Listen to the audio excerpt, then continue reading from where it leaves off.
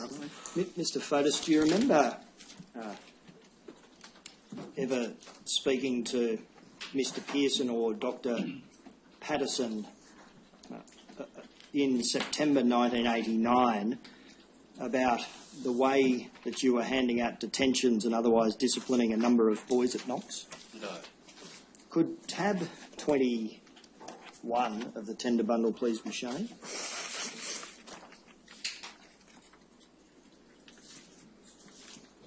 Now, this is not your document, Mr. Fotis.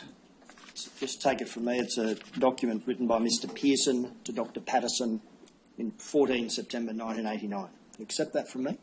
Yes. I just want to ask you about some of the things in the document. Do you remember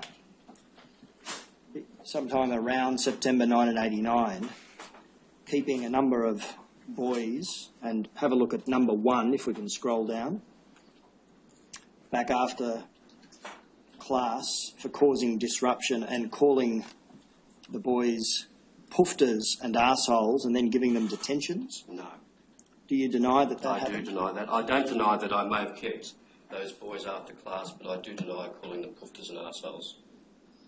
Let's just have a look at number 2. Do you remember that those boys were given detentions for saying loudly in class that you were a poofter? I can't recall that, no. Do you deny it? I do deny it. That's not to say that they used the word poofter, but I can't have any recollection of being called a poofter in such a manner. Just scroll down to number 4, please, on the page. Do you remember an incident involving the boy nominated there where you gave him a detention for asking silly questions, but then you dictated the following comment, which the boy wrote in the detention slip, for being a constant weirdo who says mental things? I don't recall that. Do you deny it? I don't deny it. Would you agree that's a inappropriate thing for a teacher to be having a boy write on a detention slip? I don't know. I'd have to remember the context. Can you think, sitting there today, of a context where it's appropriate for you to have a boy write on a detention slip that he's being detained for being a constant weirdo who says mental things? Look, on its face, it might be right, but put in the context, I think that that's actually what he was saying about me. It's meant as a bit of a joke, I think. Do you remember that the boy's mother didn't appear to treat it as a joke? No, I don't remember getting any feedback about this at all. Do you remember being spoken to by Mr. Pearson about any of the incidents I've just asked you about?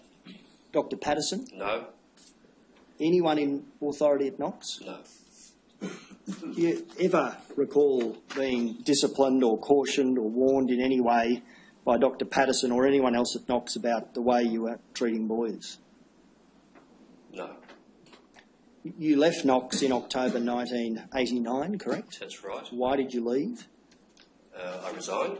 Why did you resign? I wanted to go. Why did you want to go? The circumstances behind it were that Dr. Patterson called me into his office and he had mentioned a legal matter which was nothing to do with the school directly, and he suggested that I might think about or that I should resign. So it was Dr. Patterson who suggested you should resign? Yes. And you accepted that suggestion? Yes, I thought about it and I didn't want to argue with him about the issue. I was actually quite happy to leave. And what was the legal matter? The legal matter was some charges pending in local court, unlawful exposure. And what was the nature of the offence, to your knowledge? It was alleged that my person could be seen from a public place. Your person? Yes. By that do you mean your penis? Well, that's what the term the Act uses, yes. And was that true? It was found to be, the case was made out, yes, I was found guilty. Seen by whom, to your knowledge? I don't know the people. You know the But I class. would like to clarify something. It wasn't in front of a public, in front of a school. Where was it? It was in Ryde somewhere. I can't remember the address, but it wasn't in front of a school or near a school or within sight of a school. And did people see you, to your knowledge? Yes, I found out later. Yes. And you were in your car with your penis exposed? I was in my car, yes. On a public street? Yes, it wasn't a public street. Where there were people around? I wasn't aware of the people being around at the time. I found out later. Did you discuss that matter with Dr. Patterson? I didn't discuss it in any detail. He mentioned he'd been notified of some charges in, I think he mentioned Ryde. I can't remember, but he made reference to them. To your knowledge, were the charges he was talking about the ones you've just told the Commission about? Not to say charges, there were two. There was a driving offence as well.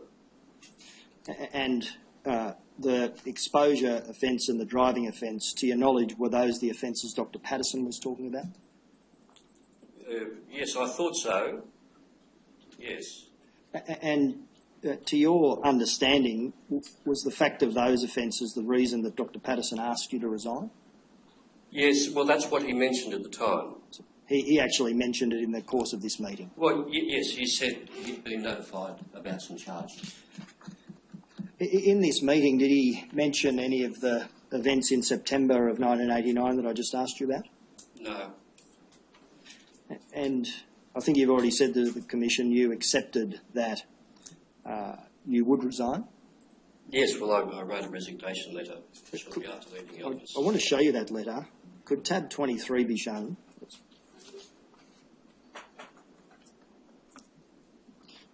Is this the letter that you wrote to Dr. Patterson upon your resignation from the school? Yes, it looks like it. Let's scroll to the bottom, if you would. You'll see it bears your signature. Yes. And if we scroll back up to the top, you state that the reason for your departure is personal reasons and a strong desire to spend more time with your family. Yes.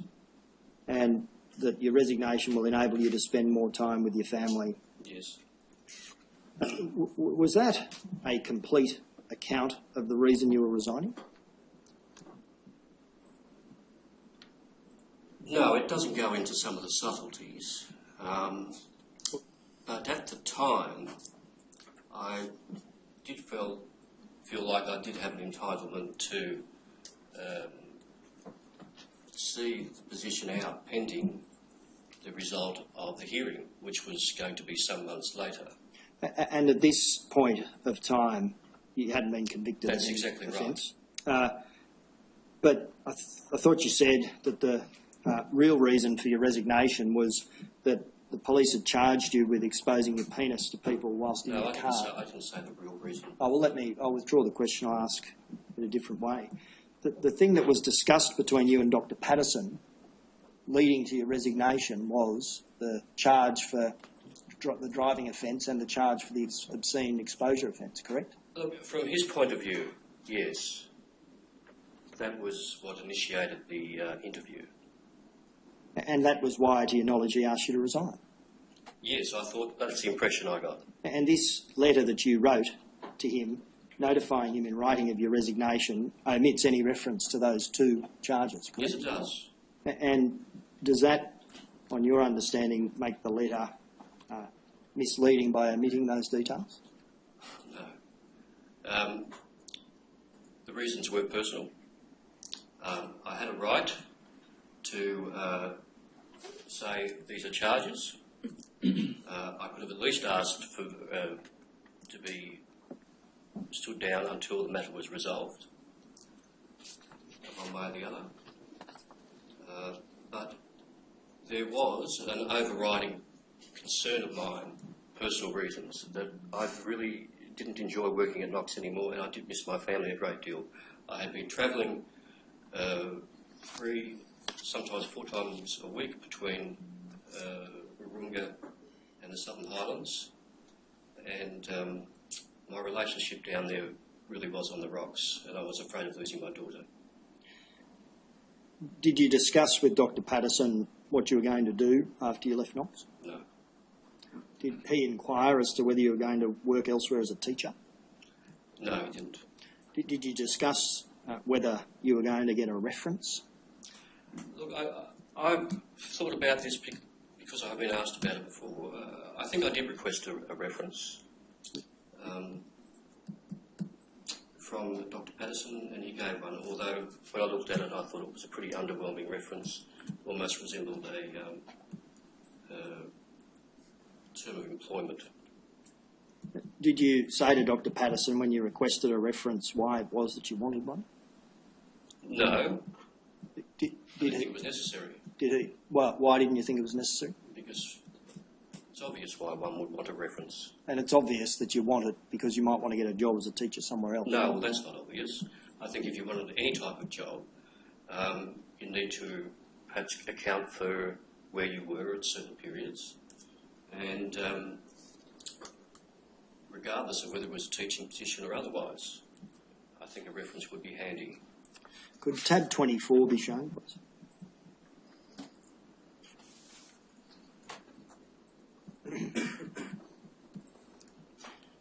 This is the reference that Dr. Patterson provided to you? Yes.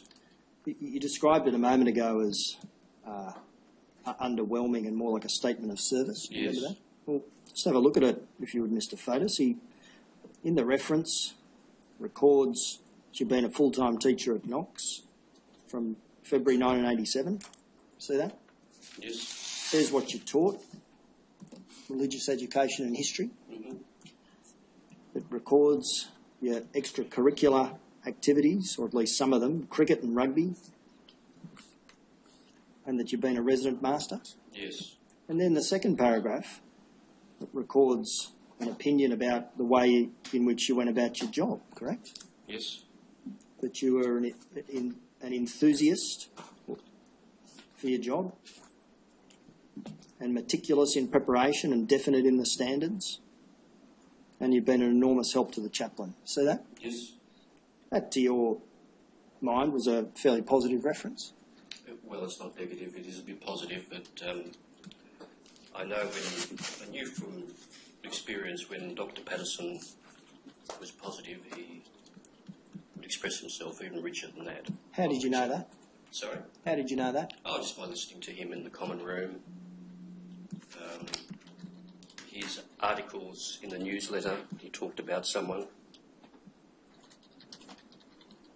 Did you use this reference to obtain a job elsewhere? No, I don't think I ever used it. Did you get a job elsewhere? Sorry? Did you get a job elsewhere after Knox? Yes, but I wonder about the relevance of the question. Well, don't worry about that and just answer it. You got a job somewhere else? Objection. Relevance. I press the question. Yes, you can answer the question, Mr. Fotis. Yes, I have had employment since leaving Knox. As a teacher? No. Oh, hold on. I did do a little bit of casual work in the state system. Was that how long after you finished at Knox?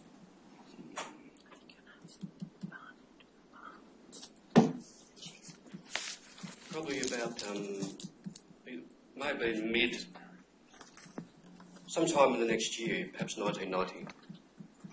And were you made aware in the course of getting that employment of whether your employer made any inquiries of Knox to obtain a reference? No. You didn't know one way or the other about that? No, the system with the casual work in the state system was you submit your qualifications and you go on some list, and then the schools use that list to call teachers in as required. There was only one school I ever remember being called in. It helped to ring them up and say that you were available. And I only remember that there was ever one school that called me in to talk to me, to want to see me first. Otherwise, I just got calls. So you don't recall providing Dr. Patterson to that school as a referee or anything like that? No. Mr. Fotis, by the state school system, do you mean the New South Wales system? Yes. And you mean government-run schools as opposed to private or independent schools? Yes, look, I do recall having one day casual work at a Catholic school. In Sorry? In New South Wales? Yes. I believe there was a girls' school there. It was only for 1 day. And I can't recall the system, actually. I think it was just a matter of phoning up, submitting my qualifications, and that was about it at the time.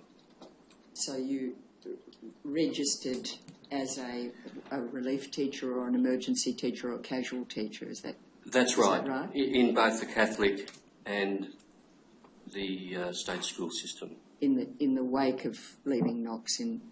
Yes, in the following year. In 1990? Yeah, for a short time. And is a short time a 12-month period? No, it wouldn't have been that long. I probably did about 6-7 months of it.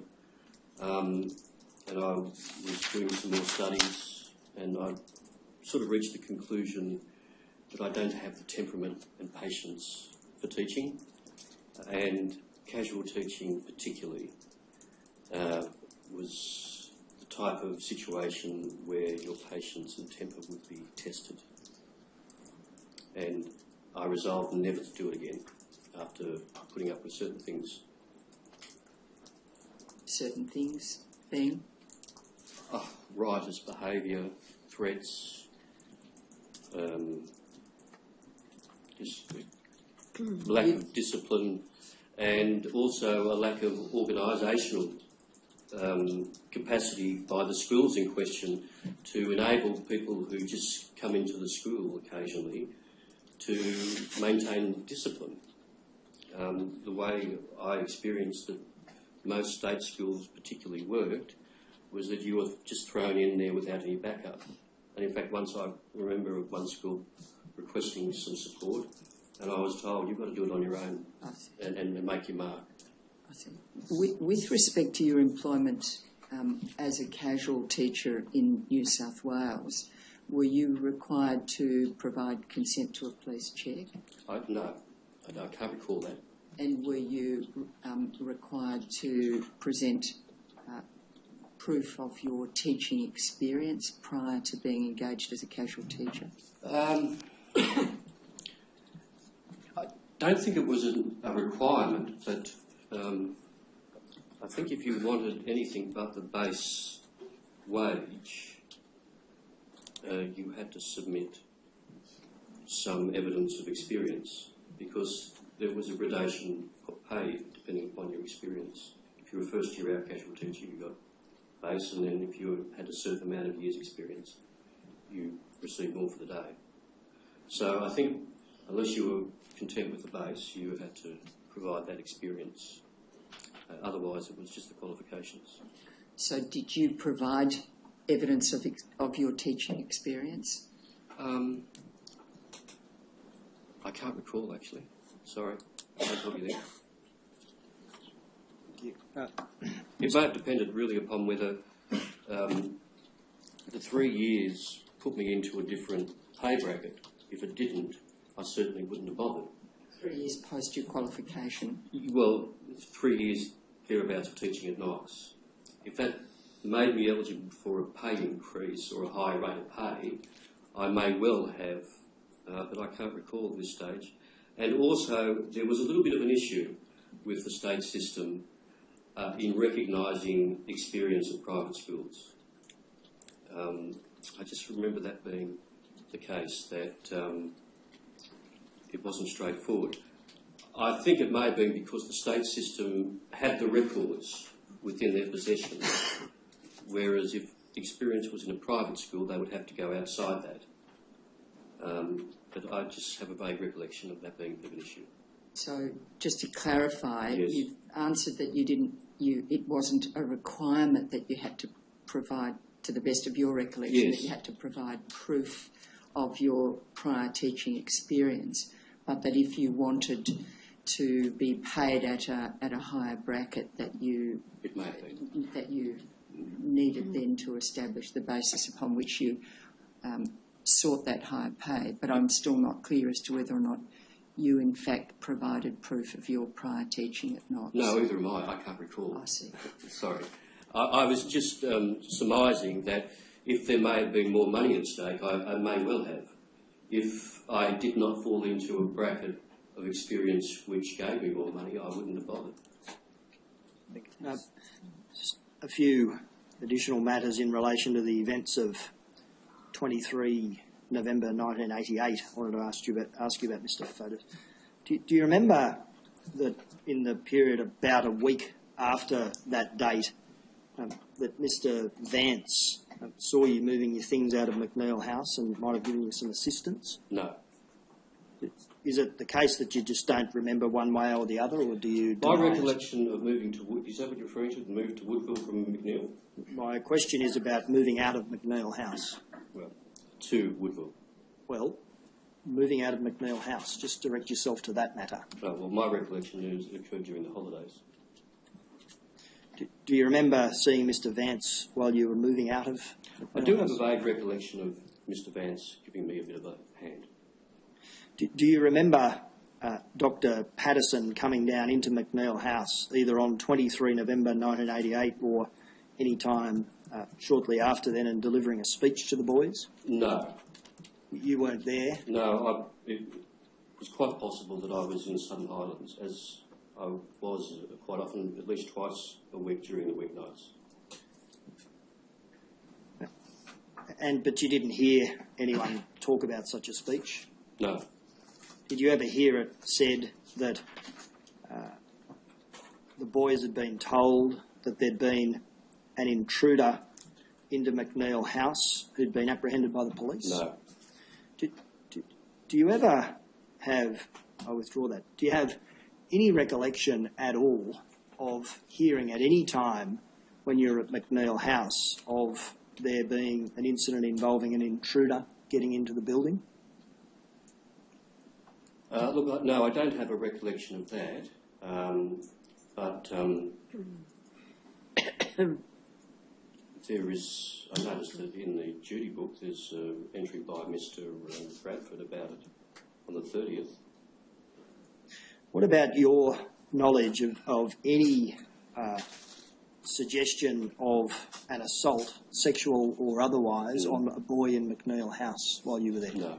Never heard about anything? No, did not hear of that. Whether it was by someone wearing a balaclava or not? No. Never heard about any of that? Objection.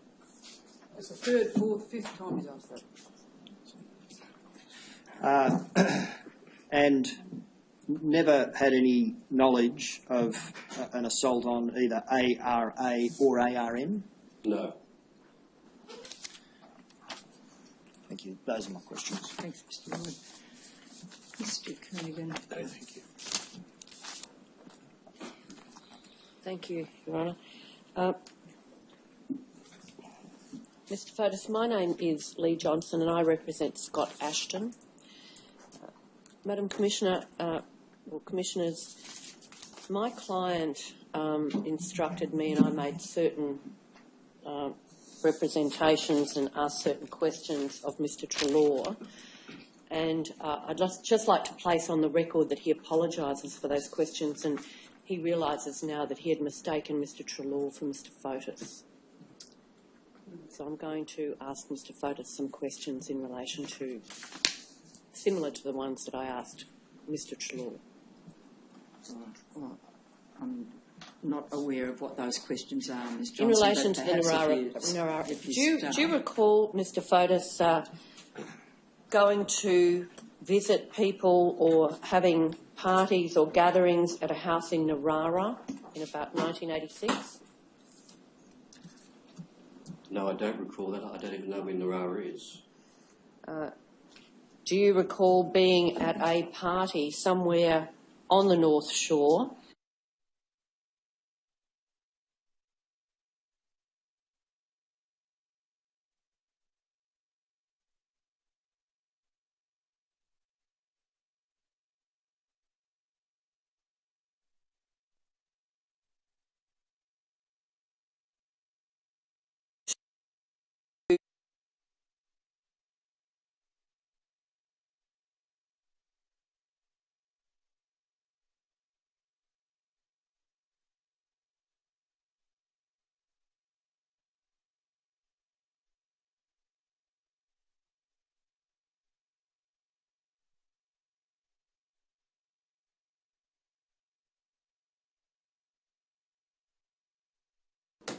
I don't think I can take it any further than that. Thank you.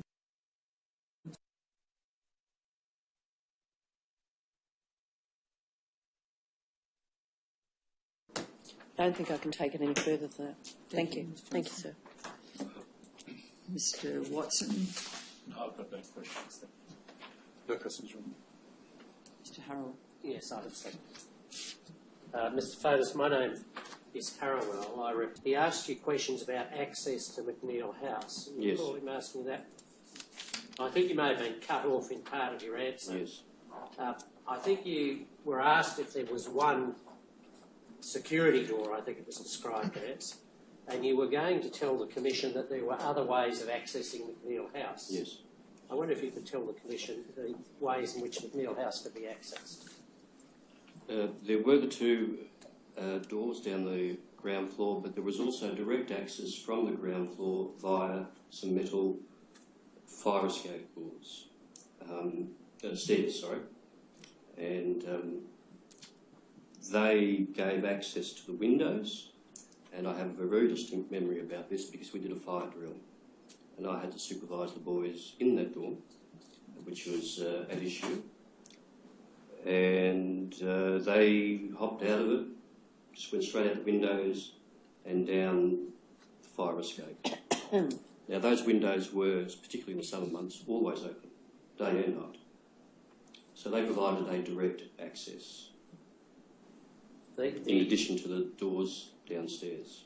When you talk about the doors downstairs, which I'll call initially the security door, which is what near the foyer, what I call the foyer of McNeil House. That's the main door. Main entrance, yes. When you talk about doors, are you talking about there being two doors side by side there, or two separate doors? My memory is that there was another door on the other side towards the residence of Dr. Hawkes, which could take you directly out, not just into Dr. Hawkes' office.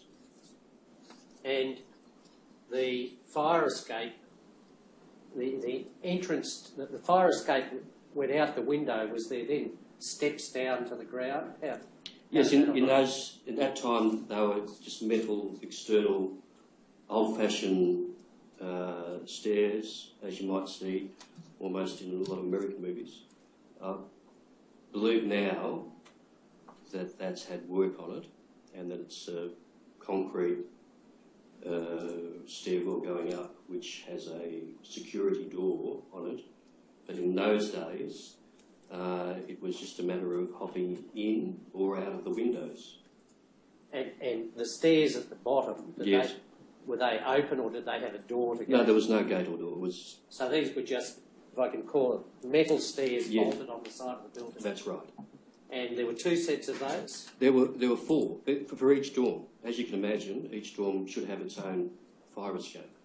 Right. So if someone externally was trying to get in a dormitory, they could go up those metal stairs, correct, to a window. Yes, it's possible. And if that window was open, they could enter the dormitory that way. Yes, that is right. And was there a rule about the window being locked? No, and as I say, look, those dorms became very oppressive in terms of heat and odour during the warmer months of the year, and they were left open almost 24/7 to help with that problem. There were no fans, no air conditioning, and as you might imagine, with a lot of bodies in there, it did become oppressive. And the incident that Mr. Lloyd asked you about, that occurred almost at the end of the school year, so it would have been warm then. Yes, I imagine so, yes. Late November it was. Yes. And that would be a period where, in your experience, the window was quite likely to be open. Yes, that was my experience. Even in winter, perhaps not at night when the boys were sleeping, but during the day, the dormers were given a good airing. Yes. Now, Mr. Fotis, you referred to a chance meeting with Dr. Patterson. Yes. And your evidence is that he said to you that you should be more like him. Yes. I'd suggest to you that that didn't happen at all. That's did happen I'm afraid. It did. Look, it's did happen. It has stuck in my memory all these years because it is a very unusual thing to say. And it was followed up by an equally unusual thing to say, which was a question. He asked me whether I was the youngest child in my family. Yes. And what was your response to that? Well, yes, I am.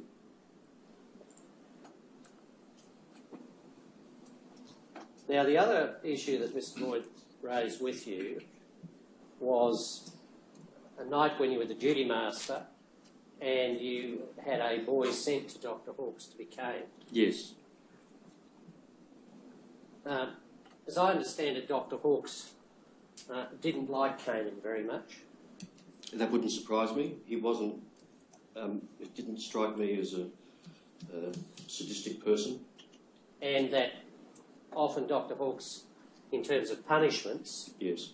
would prefer to give lines or essays, or Yes.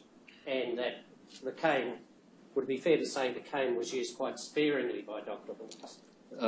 Look, that incident which I told you about, which was the first night, that's the only time that I'm aware of that he caned anyone to do with any duties I had. But you would have, no doubt, over the period of doing duty, had to send a number of boys to him. Look, I didn't enjoy seeing what I saw, and I was surprised I was asked to stay. And if I did have problems, say, with after lights out disruptions, I'd usually send them down outside Dr Hawkes' office, and I would deal with him down there. I would talk to him. I didn't like the idea of boys being caned for anything minor like that. I thought that was something you should save for something serious, and it wasn't. I didn't like the idea of boys being caned for anything minor like that. I thought that was something you should save for something serious, and it wasn't my job.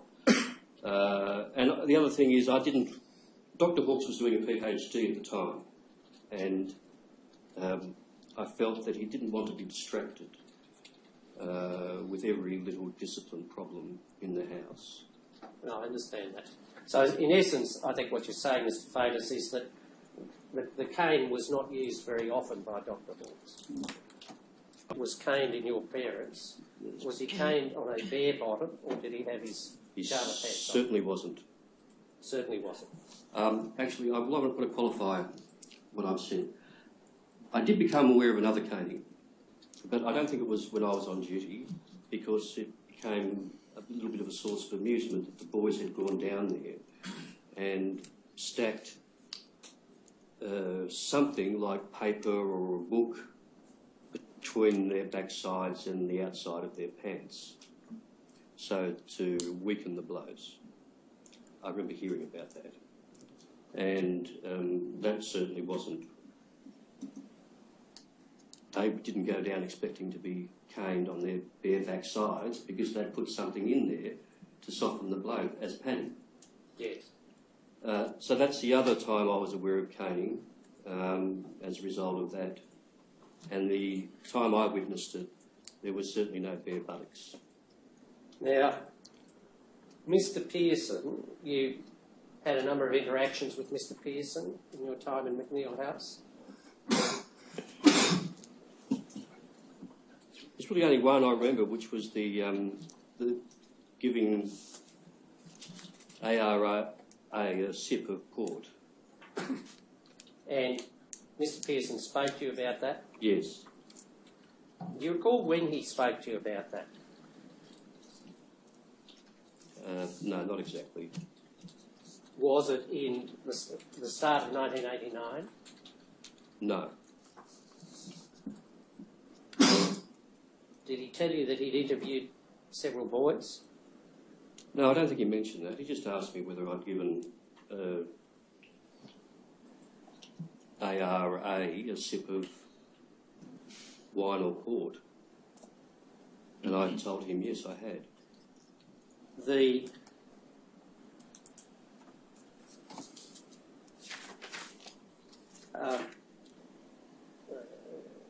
it was put to you by Mr. Lloyd that 3 boys were Yes, I recall interviewed that, concerning the incident. Mhm. And I'd suggest to you that those interviews must have taken place in early 1989. I can't comment on that. Is there a... sorry, I thought there was a date on the document. Let me just see if I can turn that up. I think I can assist you on that. Tab 6, isn't it, those interviews? We could go to the exhibit tab 6.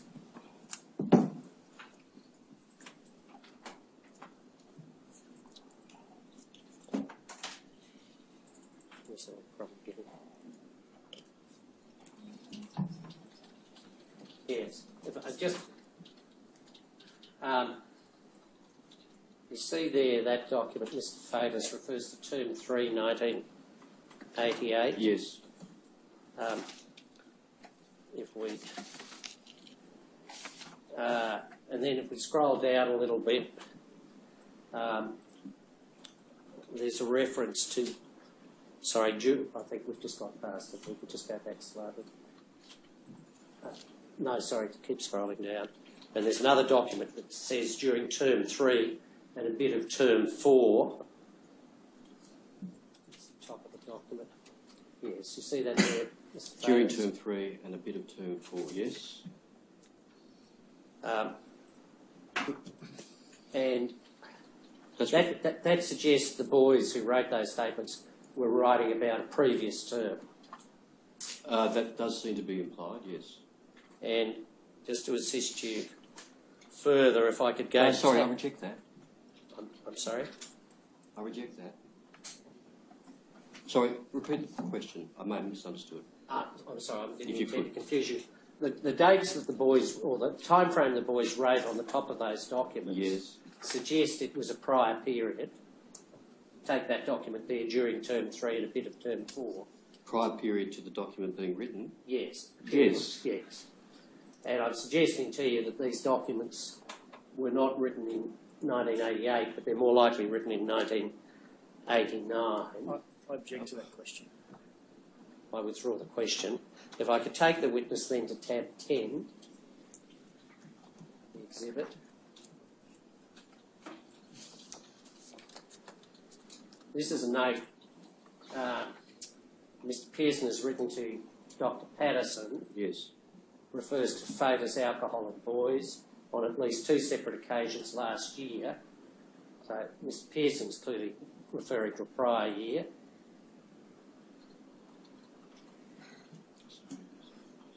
Occasions late last year. Mm-hmm. So I'm suggesting to you that suggests that Mr. Pearson has, for some reason, conducted an investigation or come across information in early 1989. 1988 was the prior year, and he's interviewed 3 boys who claim that you gave them a sip of port. I can't comment on that. It's not within my knowledge. Right.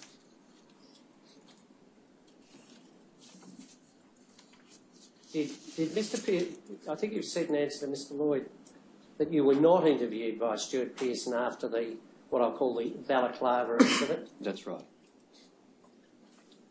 Did he ever interview you about any other incidents or matters? I think Mr. Lloyd's put to you there was an issue relating to detentions, which you didn't recall, but was there any other investigation of any issue within the school where Mr. Pearson interviewed you? No. Forget I would have found it... I found the alcohol question to be strange, not so much in it being a concern. I understood that once it was brought to my attention and felt that that was a slip-up. But I did wonder what he was doing talking to me about it, and not Dr. Hawkes or even Dr. Patterson. And I would have wondered much the same on any other issue, unless Dr. Patterson said something to indicate to me that Mr. Pearson had authority. See, my understanding was, and I'm very happy to concede my understanding was incorrect in hindsight, but my understanding at the time was that Mr. Pearson's role was to discipline boys. And I was not aware that he had a secret role at the school investigating teachers. And I think if that was announced in the common room at the time, there would have been uproar. To your knowledge, was he investigating teachers? To my knowledge now, No, then. no. Although I got the feeling after the talk with him about the alcohol that he was investigating me. Yes. And it was a bit of an object or a matter of curiosity to me, as I've said, that I didn't understand that that was his role at the school. And but he continued to investigate you because later on in 1989 he provided that report suggesting that you'd given detentions to boys and there'd been some... That was done entirely behind my back and he didn't talk to me about it. He never spoke to you about that? Never did. Did he speak to you about the charges that came to light in that period? He didn't. Did he tell you that he had made inquiries to ascertain your background? No, he didn't. Other witnesses have given evidence, Mr. Fatus, that Mr. Pearson was known for investigating and being an enthusiastic investigator of matters around Knox. You're saying that you were unaware of that? I was unaware. I was unaware of a lot of things around Knox. I was a very junior teacher. I wouldn't say I was taking the confidence of many people. And I was teaching a very odd subject there, RE, which wasn't taken very seriously. And also I didn't share a common room, a staff room. I had my own little room closet type staff room. So I was a little bit on the outer, if not more than a little bit. Thank you, Mr. Fatus. Nothing further. Thanks, Mr. Harrell. Your Honour, Fraser from the Crown Solicitor's Office. I appear today for the State of New South Wales. I just wanted to note that we had no notice of Mr. Fotis's evidence that he's given this morning in relation to his contact with the New South Wales public education system. We're having inquiries made, but the position is we're not in a position to ask any questions today. Thank you. Ms. Bateman. Mr. Fotis, it's the case that you don't have any convictions for child sexual assault, isn't it? That's the case, yes. That's correct? Yes, that is correct. And you haven't spent any time in prison, that's right? That's right. And it's the case that you were not served with a summons to appear before this commission on 23, 24, 25 or 26 February this year? That's right. I had not received prior to quite recently, April 10th, a summons to appear at the public hearing. And prior to commencing your employment at Knox Grammar School, Yes, it is the case that you had no convictions for assault, is that right? that's right. Okay. And you indicated in your evidence today at some stage that what was being put to you by Mr. Lloyd was not what was being alleged. Do you recall that? Yes, I do. What were you referring to? Well, the question of Mr. Lloyd seemed to be indicating that Balaclava man had been chased out through the corridor which the resident master's rooms were directly on. But my understanding from a diagram was that was not what was being alleged. What was being alleged was the intruder had gone down the steps directly to the bottom floor. Okay. I might just show you this diagram. Does anyone know what that is? Yeah. It's the exhibit. It's the diagram attached to the exhibit of ARN. that you brought up?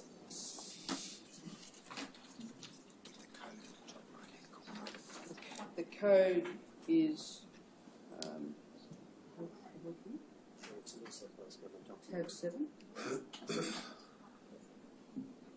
New South Wales 2022.007.12000_R.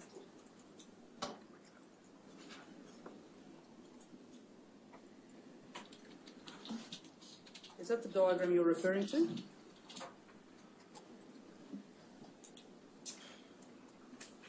Yes, that's right. Okay. Now, when you gave the evidence that what was being put to you was not what was being alleged, can you explain that in relation to what you understood was being alleged by virtue of this diagram? That the intruder had run down these steps on the right-hand side, and those steps go directly down to the bottom floor. And how is that different to what you say was being put to you? What was being put to me, that the intruder fled past the master's rooms, Vance and Fotis's rooms, and the other rooms there, which was on the second floor, and then fled down the stairs. And there's a room there in the middle. Well, there are two. One says Vance, one says Fotis. Do you see those? Yes. Do you accept that the one that says Fotis was the room that you stayed in when you stayed overnight at the boarding house? Well, it's an approximate diagram. My recollection was that Mr. Andrew Steele-Smith was next to me on the other side of my room. Okay. So I was in between. Right. So you accept then that Mr. Vance's room was as depicted there on the right-hand side, in between Yes. what is being described there as... That's right, although his room was a lot bigger than mine, so it doesn't, proportionally it's not accurate, but it's a rough diagram. Nothing further, thank you, Commissioner. Commissioner, sorry, Commissioner, could I just while that diagram was there, having regard to the questions I asked Mr. Fotis a few moments ago, could I just ask Mr. Fotis to identify where the fire stairs were on that diagram? Yes. And you might do it by reference, I think, to the dormitories there. You could just describe to the Commission where the fire stairs were. Well, my clear recollection of the dormitory on the top right-hand side, because that's which I have the memory of because of the fire drill, was in the corner, down line, probably about a quarter or even a fifth away from the wall, which was parallel to the Pacific Highway. Right, so is that near the Y on dormitory or further down? Can I make this easier and get up there and point? Oh, Is that okay? Yes. Yes. You could just indicate. Right, so the fire entrance exit is down here and the stairs went down. For the others, I'm not too sure. I have a rough recollection that there was some symmetry to it, so that the Year 9 dormitory, the stairs were in much the same type of place, but on the other side of the building. And just before I sit down, you'll see on that diagram it's also got stairs pointing at the Pacific Highway. Yes. That is the second set of stairs to exit the boarding house. Although that does give, I think, a misleading impression. The stairs came round. There was no, as far as I can recall, there was no direct exit there because that room on the bottom floor was actually a TV room. Yeah. And the stairs came round back into the corridor which ran completely the width of the building from right to left. So those stairs came round to the bottom floor and you would go out the main entrance, which is on the left-hand side of that diagram looking at it. So that's the same set of stairs, is it, that then appears on the right-hand side? No, they're separate stairs altogether. So if you went down the stairs at the top of that diagram, forget the shape of those stairs, would that be access directly to the Pacific Highway? No, that takes you to the corridor. The same corridor those other stairs take you to. Right, so where does the door from those stairs come out? I don't believe there was a door. It was just direct. To the outside? No, to the bottom floor corridor. I see. Thank you. Mr. Lloyd. It's just one matter, Mr. Fotis. That diagram can just start there. You see where you've recorded, or withdraw that, where it's recorded that your room was on this diagram? Yes. That accords with your recollection? Roughly, yes. It was next to Mr. Vance's. Yeah, and you see as we look at the document in landscape form, going to the right from where your room is, to the what appears to be the doors leading Yes. to the Year 8 dormitory and the top right-hand portion of the page. Yes. Do you know what I mean? Yes, that. Yes. That portion, just so we can be clear, which contains the words "my bed." Yes. Except from me, that depicts ARN's description of where his bed was. Yes. That those doors leading into that dormitory, would they often or usually be open of a night time? No, my memory was no, they weren't. Even in summer? No. Approximately how many metres from your room to where ARN has drawn in his bed in that dormitory? It's probably pretty similar to where I'm sitting, on the back wall of this room. Right. Now, for the benefit of the transcript, what would you estimate that to be? Was it about 10 metres? 15, 20. You'd say 15 to 20. Yeah. Anywhere between 10 and 20, is that a fair? Yeah, probably, yes. Now, this might be a difficult question for you to answer, but except from me that what occurred on the version given by at least one boy was that ARN was assaulted in the early hours of 23 November 1988 by an intruder under his bed fondling his genitals, and in response he turned on the lights and screamed out, "Some faggot's got my balls." Is that the sort of thing that you'd expect from your vantage point of 10 to 20 metres away that you would have heard? Objection. This is just a reopening all of the examination. Mr. Lloyd's had his opportunity. He sat down. Other people have now had their opportunity, and this is not something that's come out of that re-examination. He's had his opportunity, and now he's just opening the matter up again. It's unorthodox and not appropriate. The questions have been put to Mr. Fotis, and he's answered them in respect of this particular incident, alleged incident. Your Honour, perhaps the question arises squarely out of a question Ms. Bateman's put in her questions. With respect to the configuration of the rooms? Yes. I'll allow the question for the purposes of satisfying the state of the evidence. I feel I have answered this. No. It would depend upon a whole multitude of factors. How tired I was, whether I had music on, how loud that was said, and you've also added into the mix whether those doors were opened or closed. So I don't accept that you'd hear it. Thank you. Those are questions. Thank you. Thank you, Mr. Fotis. You're now excused from your attendance at the Yes, Royal I don't Commission. have to come back at any other time. No. Well, not at this stage that I'm aware of. So you're excused from the summons that brought you before So the that's Commission. extant now. I don't want any misunderstanding about that.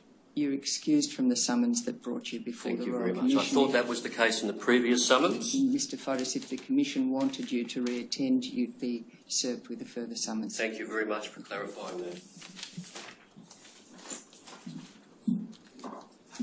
Now, Mr. Lloyd.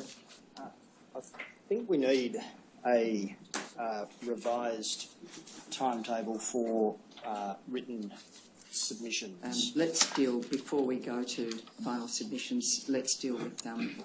Stapleton's application now. Oh, certainly, right. Your Honour, the core of my submission is that my client, having been admitted to the proceedings and having had the opportunity to review the file note, which I understand has a reference KGS 001 001 0003, which is the file note, I understand, written by Dr. Patterson on the 11th of September. It's come to my client's attention that there are 3 persons within the document under the date of the 11th of September who, at least in my submission, are significant potential witnesses for the hearing. The first person is the person whose name has been redacted. That person is a person who has first-hand evidence and knowledge of at least 3 things that in my submission are material to this inquiry. The first example of first-hand evidence is his conversation with the former schoolboy, A.T.J. There's first-hand experience of the conversation with that boy, or that man, who was a former schoolboy, who claims to have first-hand knowledge himself of homosexual conduct at the school while he was at school, to have no interest whatsoever in protecting the school, and thirdly, to have a fairly strong interest and motivation in commencing litigation against the school, and in particular 1 to 2 of the teachers. That person, whose name I'm going to say for the convenience, redacted, also then had first-hand knowledge and first-hand experience of a conversation with Mr. Spencer. Mr. Spencer, at least as I understand it, was also a teacher in the prep school at the time, or at least at the time of the alleged conduct. And that, Your Honour, I refer to the document with the number TEN 0019 001 0017R, and I'm sure the Commission is very well aware of this particular document. It's a record by Mr. Spencer himself, in which Redacted's name also appears on numerous occasions. And Mr. Redacted also, so he had first-hand knowledge of communication and knowledge that he passed on to Mr. Spencer in a private communication. And thirdly, Redacted had first-hand knowledge of conversations between himself and Mr. Turnbull, who I understand was at least the deputy head of either the senior school or the junior school, I'm not quite sure which, and at the same time, Dr. Patterson. And in my respectful submission, that evidence is absolutely central to the scope and the purpose of this inquiry. The scope and the purpose of the inquiry, and I know Your Honour and the Commissioner will be very well aware, but if I just mention it briefly, the experience of sexual abuse of former students is the first criteria, or the first purpose, and the response of Knox Grammar School. And thirdly, the systems and the policies and the procedures that existed at the time in respect of this type of conduct. In my respectful submission, Redacted is a central figure in 1 to 2, at least, material communications recorded in writing by Dr. Patterson and Mr. Spencer, which, if Redacted was able to be cross-examined, or at least examined and cross-examined, could be asked questions that go to the core of the conversation with Dr. Patterson, Mr. Turnbull and Mr. Spencer. And in my respectful submission, out of those questions and answers could come information that's incredibly helpful to the Commission in identifying the attitudes of Dr. Patterson, the attitude of Mr. Turnbull, who was a very senior teacher, and the attitude of Mr. Spencer to allegations. And I am aware that on about the 3rd of March of this year, there were questions in the transcript put to Dr. Patterson about his attitude to the comments or lack of by Mr. Turnbull and Mr. Spencer to the notion that there were allegations, at least at large, about teachers having sexual relations with boys at the school while they were employed teachers. And at least as I read it, it seems to be that Dr. Patterson's response was, well, that's how I dealt with it, and no one else seemed to have a view that it was necessary to go to the police or to raise an alarm bell, metaphorically, or to even identify that it was quite a surprise to everybody that the files of the 2 boys, ATJ and ATP, were missing from the school records. Your Honour, I'm loath to interrupt my friend, but I've just been told something which is relevant to this part of his application. The Commission has just been informed that Redacted is deceased. I don't know if you heard the end of that, the person that you're referring to as Redacted has just been confirmed by the legal team from the Commission as deceased. Thank you, Your Honour. Appreciate that, and I was not aware of that. So I'll now move directly to the second part of my submission, which is, as I've already mentioned, the names Mr Turnbull and Mr Spencer.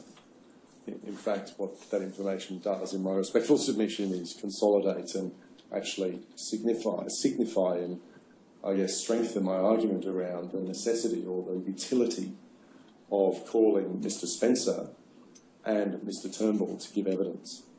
Mr Spencer is the author, at least as far as it seems, of the document which he signs at the bottom, or at least if he hasn't signed it, has his name at the bottom. And that is his first-hand experience of the conversation with Redacted. And one could easily say that Mr Spencer, having received that information, could be a very important witness to the inquiry about his at least perception and or real understanding of the school systems and the school procedures and the school processes as regards this type of information. It's quite clear that Redacted is reciting, at least it seems as a former schoolboy, concerns about the exposure of the school and the reputation of the school likely to be caused by threats of litigation by a former schoolboy who appears to have first-hand knowledge himself.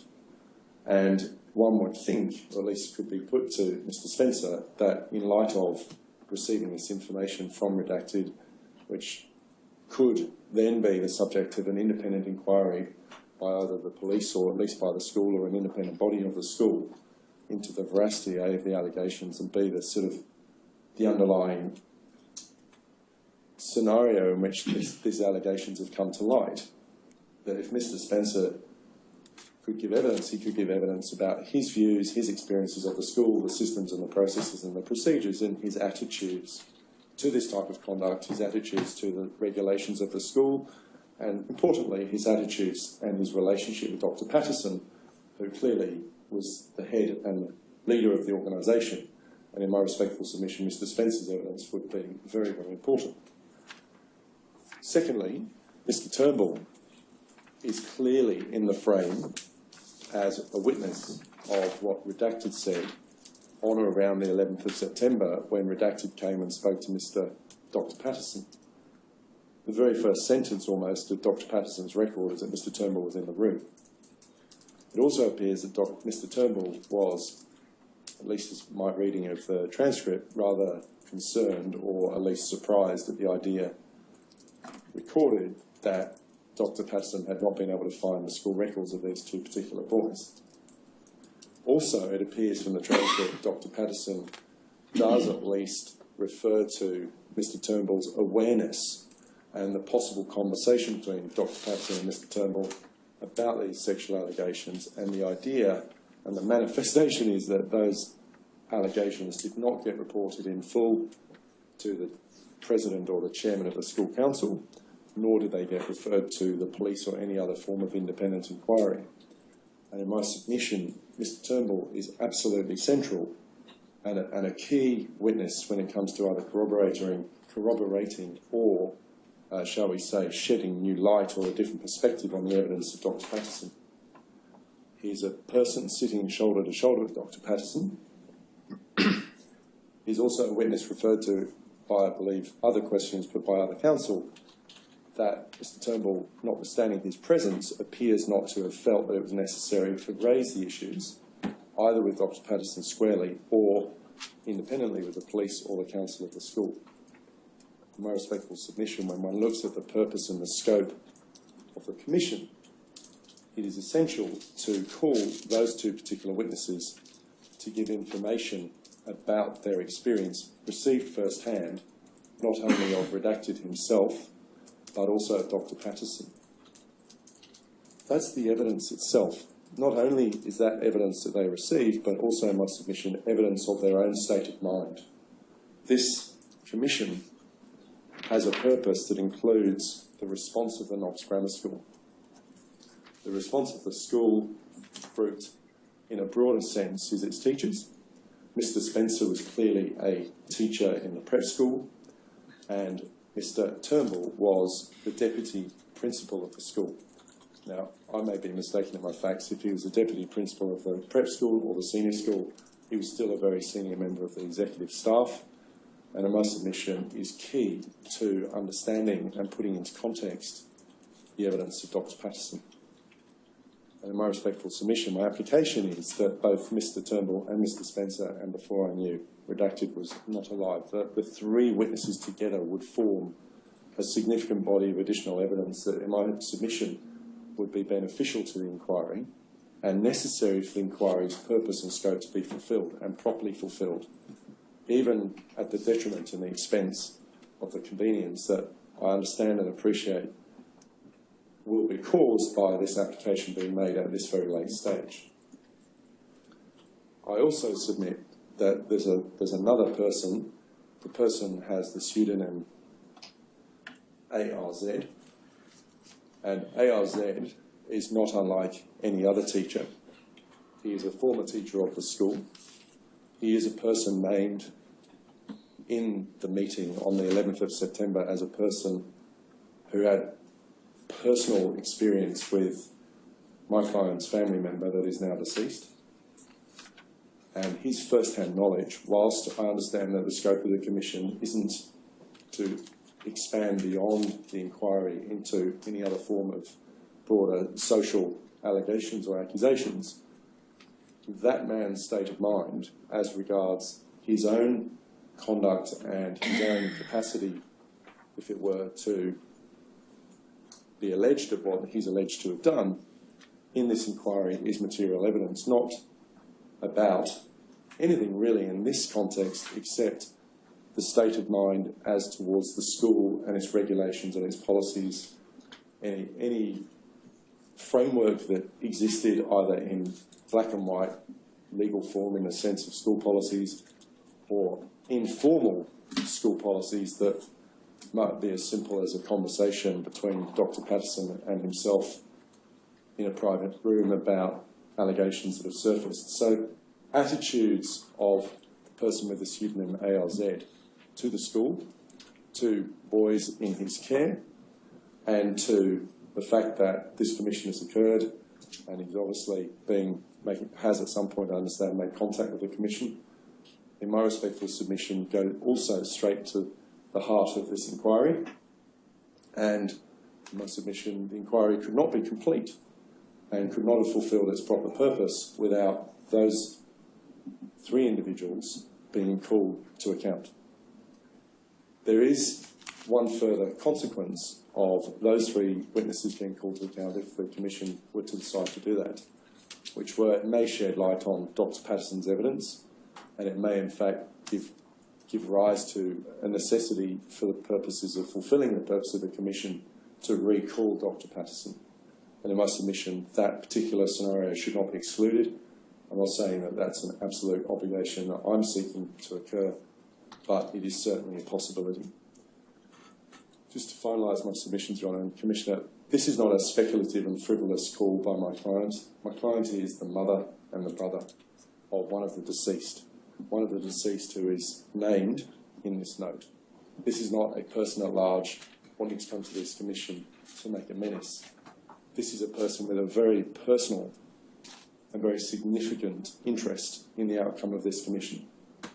And in my respectful submission, you could not get any more serious than a family member of one of the deceased at the core of this inquiry. Thanks, Mr. Stapleton. Can I first say this in opposing the application, or in support of the opposition to the application, that the Commission has evidence from Dr. Patterson as to the institutional response to the information in tab 27 about Mr. Carden. Dr. Patterson has accepted that the response by Knox to that information, along with the information about ATJ in respect of Mr Stewart, was utterly deficient. Dr Patterson's accepted that he engaged in a cover-up of those allegations and made no attempt to refer them to the police or to docs. And so, whilst I've said that this is the first submission against the application brought by my friend Mr Stapleton, and it is, I should also record that it doubles as an assurance to his clients that the matters with which they are legitimately concerned have been explored in the evidence and will be explored in the submissions. That's the first point. The second point is that there is no suggestion in this document or anywhere else that the evidence of ARZ would bear upon the question of the institutional response. That is in contrast to the evidence in relation to Mr Barry Stewart, because the note records that Dr Patterson spoke to Barry Stewart. There's no such indication in relation to ARZ. And the approach taken in this case study in relation to perpetrator witnesses or alleged perpetrators has been that their evidence has been called where it bears upon the institutional response. So it's not clear that his evidence would be of assistance. But the final point I wish to make is that the lateness of the application is of itself a reason for the Commission to refuse it. Whilst I certainly personally, and I'm sure the Commission has a very great amount of sympathy for Mr Carden's family, and there is no suggestion that I make or that could be made that the application is one that's brought other than in good faith in order to pursue their interests legitimately. That the problem with it, even assuming that there are legitimate matters which could be achieved by recalling Dr Patterson and calling other witnesses, is that there are a number of other people who have a legitimate interest in this inquiry or this part of the Commission's work being finalised by way of the exchange of written submissions and the preparation of a report making findings. And the ability to achieve the exchange of written submissions ultimately leading to the Commission being in a position to produce a report making findings will be seriously jeopardised by further hearings which may occur potentially over more than one day at a time which will need to accommodate a whole series of people, not just those present at the bar table but others besides. And so whilst acknowledging the legitimate interest of Mr Stapleton's clients, it would be appropriate in my respectful submission to also give acknowledgement to the legitimate interests of a whole series of other people who participated in the public hearing that occurred in February and March and who have an interest in seeing the submissions and ultimately the report that the Commission will deliver into these matters. Thank you. Does anyone else want to be heard on this issue? No. Thank you, Mr Lloyd. Mr Stapleton, perhaps dealing with ARZ first. I accept what Mr Lloyd says with respect to ARZ, and whilst I absolutely appreciate the interest that you represent with respect to that particular individual, it's not a matter that can be pursued really any further than it has been inside this Commission, and I'm sure that you'll give your client advice about what further action, if any, can be taken with respect to the family's interest. I should say that there is no suggestion whatsoever with respect to your clients that they have anything other than a legitimate interest, and indeed the granting of leave for you to appear confirms, if there is any doubt, that indeed the Commission accepts the legitimate interest of Mr Carden's family to participate in this public hearing, and indeed, as has been indicated to you already, to be given leave by way of participating in the submissions process and being given access to the material that's before the Commission. So not only does it fall from me that the Commission recognises your client's interest, but the granting of the leave to appear confirms that on the record. As I said to you at the outset, it's quite a separate question for the Commission to consider taking the very weighty step of agreeing to reopen effectively the evidence separate from this sitting that was reconvened this morning for purposes that I know you well understand. Mr Lloyd, who's counsel assisting and whose task it is, as you know, to put before the Commission the evidence that he considers to be relevant and going to the heart of the scope and purpose of this particular public hearing, has put before us that the matters that you raise with respect to the institutional response have been raised and put to Dr Patterson, obviously the most significant witness inside the institution, and you've heard what Mr Lloyd has said with respect to the evidence, and I assume implicit in Mr Lloyd's response to your application is his intention to make submissions to the Commission consistent with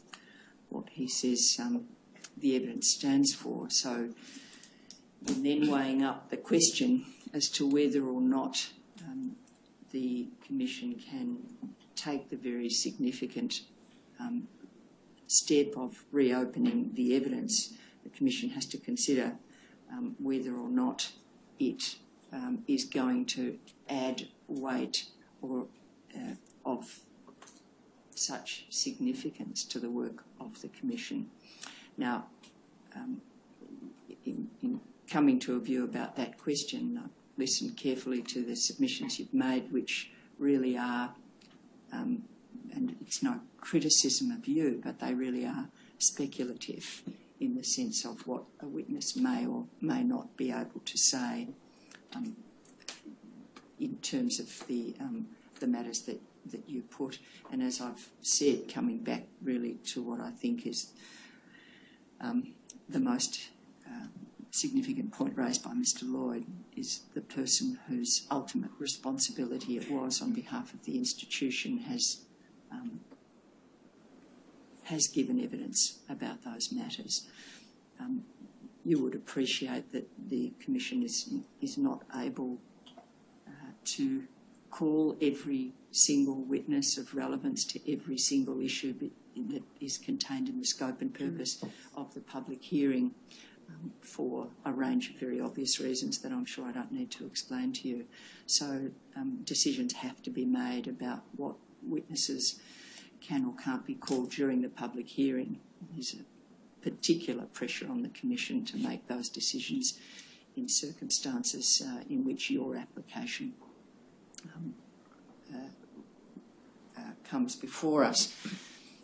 So having given all of those matters some due consideration, I'm not satisfied that the Commission would be sufficiently assisted beyond where the evidence currently lay to justify taking that significant step.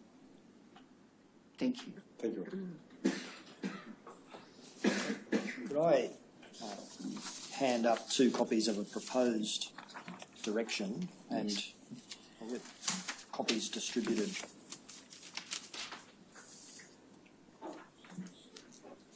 It essentially involves a proposal to vacate the earlier timetable with respect to written submissions, and in its place put a new timetable requiring counsel assisting to provide written submissions on or by 19 May and submissions in reply within 4 weeks further written submissions in reply within a further 2 weeks, and a day for oral submissions will be provided if requested. In respect of the other time periods in orders 3 and 4, those are the same as were ordered in the original timetable. The only change is to put back the time for council assisting submissions, and that's obviously to deal with what's occurred today. Yes. Anyone want to say anything with respect to the proposed directions for closing submissions? Thank you. So I will make directions consistent with the document now placed before me for the provision of closing written submissions and submissions in response. Thank you. And I should just note, it's clear from the document, if my submissions are served prior to that date, then that is the event which triggers the running of the 4 weeks. Yes. No, there's nothing further from my perspective, no? Thank you. So, as long as no one else has got anything other to say, we'll adjourn now to go into the mechanics of the final submissions process.